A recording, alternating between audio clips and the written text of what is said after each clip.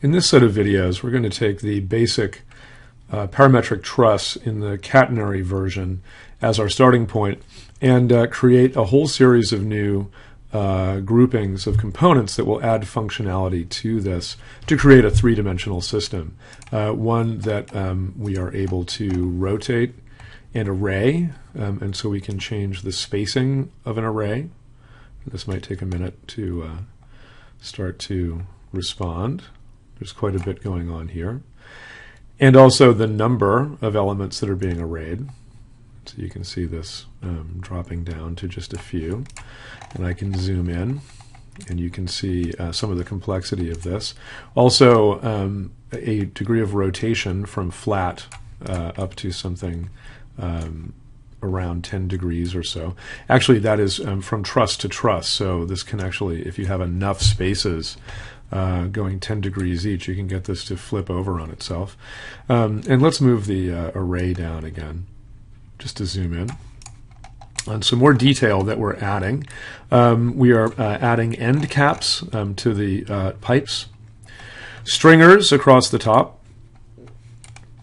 at the panel points that run along this truss system.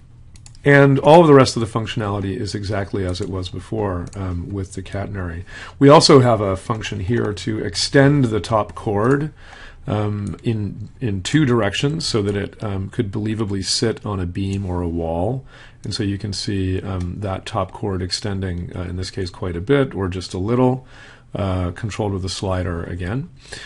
So this is all leading toward the ability to bake groups of components. So I can right-click on this and I can bake it into the file. It's asking me about layers, and I could select layers if I wanted to. And also some geometry. I think these curves at the end that you can use to create a beam or create a wall for this to sit on is also important to right-click and bake. So that now, as I maybe reduce the array even more, you'll see that in Rhino we now have some durable geometry. They weren't totally grouped, so I should have selected these curves along with the grouped geometry for the truss. But we now have something that's very detailed and sophisticated that we could use as part of a pavilion. And we still have our flexible geometry that we can start to create more different systems with. So I'm going to back up now to the original catenary parametric truss definition and use that as the starting point for the first set of transformations that we're going to make. So I'm going to open the catenary truss definition. And the first thing that we're going to do is add a controller to this pipe component so that we don't have just open ends on the top and bottom chords. You see those numbers. I'm also going to, for now, take those numbers and make them not visible. And I'm going to borrow a panel component, bring it over here to the top pipe, and you'll notice that the E input is a locally defined value that is saying 0 for no end caps, 1 for flat, and 2 for round. So I'm going to come in here and make this 2 for round and plug that in. And you'll see over here that we now have round end caps, which is very useful. The next thing I'm going to do is collect the data from these two pipe commands, and I'm going to just get that into a group to bake. So first I'm going to use a group component, and I could feed all of this into it. It is holding the shift. It is going to make a series of groups. So if you hover over what comes out of the group, we get a whole series of different little groups. And in order to get it all to be one group, we have to take this complex set of data inputs and flatten it. So I'm going to put a flatten tree component in here, which is also found from the sets tree pull down. Flattened tree is one of the first ones there. And what I need to do is just run the geometry from both of these into here, and then run all of that up to the group. And what we get out of it is one group with 13 objects rather than 13 separate things. So this is my group to bake. I can put it together into a group here of components, and I can give it a name with Scribble,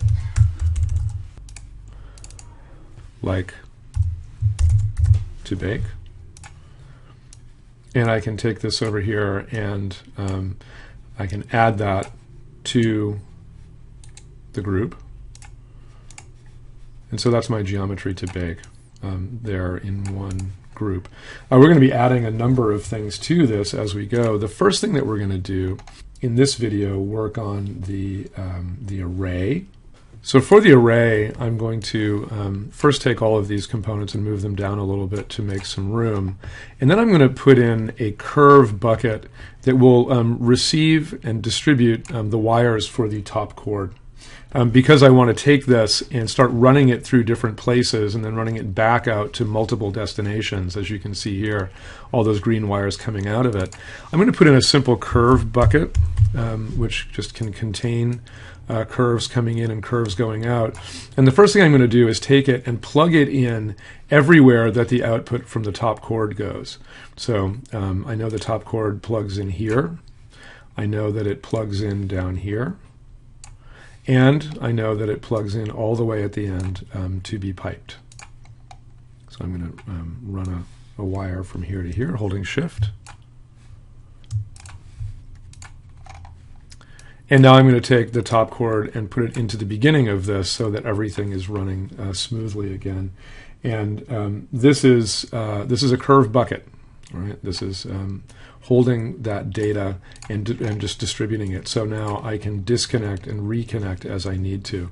Over here, I'm actually going to come over to the pipe. I'll right-click on this input, and I will disconnect the top chord line, the original one, so that it's only this curve bucket that is doing that work. And now you can see I could disconnect this top chord, as we will do, run it through some new functions, and put it back in like a railroad switch. It's going to go to the proper destinations again. So everything is still working fine with my curve bucket in there. And I'm going to start putting in some components for arraying. The first one it's an array command. And I'm going to do a linear array. Notice that you have all of the options for different kinds of arrays, rectangular or polar. And you can even, if you have a curve in Rhino that you want to input, you can array along a curve. We're going to do a simple linear array. For this linear array, we need to put in geometry. We need to give it the distance between elements, an interval. And we need to give it a number. So it needs a direction interval, meaning a vector with a distance, and it needs a number. So we're going to put in two sliders, and we can borrow any of these down here. It's actually going to be, we can just take the length one, and it's going to be, when we edit this, it's going to be digits, integers, not floating point numbers. This name is going to be number, so the number of elements we're going to array. And we might go from 1 to 20, let's say. You can make this higher if you want. And then we can copy this again and change this to also be the interval, or in this case we can call it the spacing between trusses. And for this, our minimum is going to be from 0 up to, something like maybe 10 feet at the maximum between them. And we'll say OK. And so now we have our two sliders, and we need to provide a direction for it, meaning we need a vector. So we can go to Vector and select a unit X. We're going to be taking this and going in the X direction. And for visualization, I like to reverse this and have it go to the left on the screen rather than to the right. It doesn't matter. You can, if you want to work the other way, that's fine, but I'm going to reverse vector and start connecting some of these wires up. So the spacing is going to be the one with the vector. It has a distance and a quantity, and that goes into the D component, which is asking for the direction. And then the number is going to be here in N, and the geometry that we're going to be arraying is the top chord. So you can already see that the top chord is here in green on the left, and it is arraying. And I can bring the spacing back together, and I can reduce the number of them. And because our definition started with the top chord as the geometry that drives every other aspect of this, we can now simply switch this out for the top chord at this curve bucket that we created. So I'm going to take this down, switch it over, and notice that not only does the top chord then multiply and get arrayed, but in fact all of the associated geometry that goes with that, including the length of these, the depth, the catenary curve, the end trim, everything is fully functional, but now we have the ability to make this into an arrayed system. So that's the first part of this, and in the next videos we'll add even more functionality to it. Thank you.